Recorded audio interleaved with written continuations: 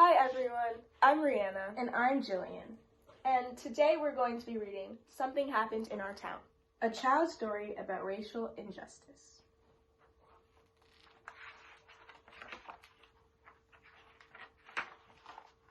Something bad happened in our town.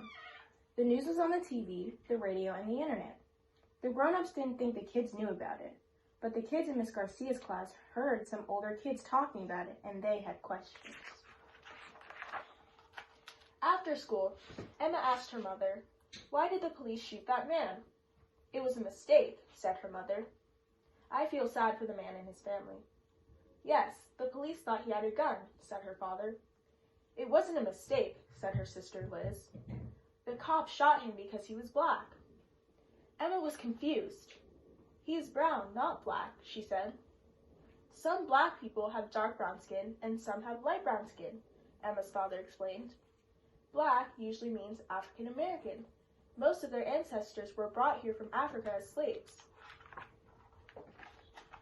"I know what a slave is," said Emma. "That's when you have to do whatever the other person says." Yes, slaves had to do whatever white people told them to do. Even after slavery ended, white people didn't let black people live where they wanted, go to school with white people, or vote. Who are white people?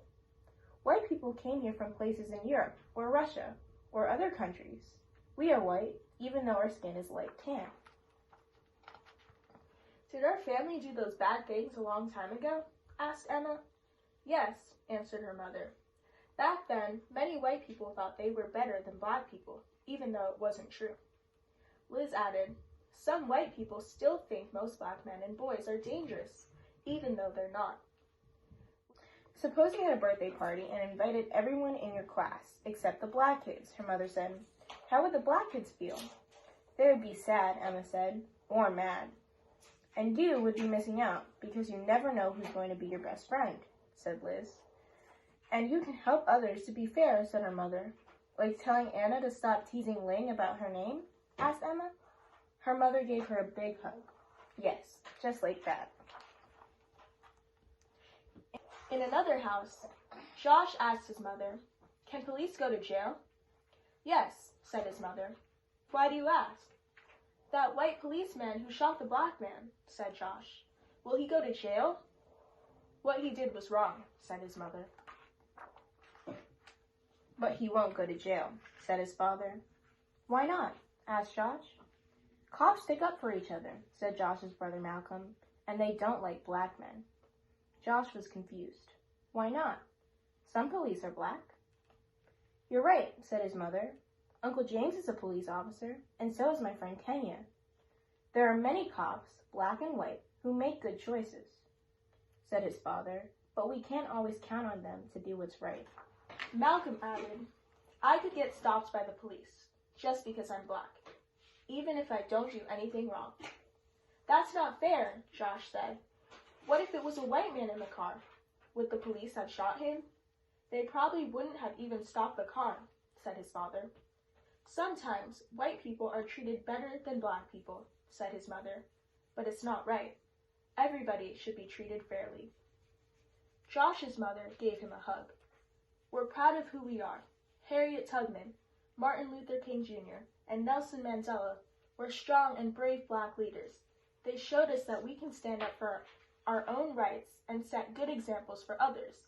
They were treated unfairly, but helped others learn to be more fair."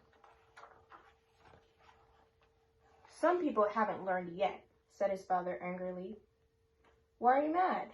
asked Josh. "I'm mad that we're still treated poorly sometimes, but I can use my anger to make things better," said his father. "Black people have a lot of power if we work together to make changes." "I have power," Josh said, "and I'm smart." His father smiled. "You're right." His mother added, "And you can change people's hearts by sticking up for someone who is not treated fairly." "Like how Malcolm sticks up for me when the kids tease me about my glasses?" Josh asked. "He tells them to step off." "Just like that," his parents said. The next day, a new kid joined Emma and Josh's class. His name was Omad, and he was from a country far away. Omad didn't know where to sit or what to do because it was his first day in school. He talked a little bit, but it was hard to understand him. He said he was learning English. After lunch, the class went outside to play soccer. Daniel and Sophia picked kids to be on their teams. All of the kids were picked to be on a team except Omad. Daniel said Omad probably didn't know how to play soccer because he was new.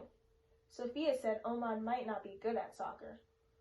Josh remembered what his mother said about sticking up for people who are treated unfairly. Emma remembered what her mother said about unfair patterns and birthday parties. All of a sudden, Omad wasn't alone. Emma and Josh were leading him to their team. "We have enough kids on our team," Daniel said. "We don't need him." But Josh was ready. "Step off," he said. "He's playing." "Yeah," said Emma. "We don't want to miss out." And just like that, Emma and Josh gained a new friend and started a better pattern in their school. The end.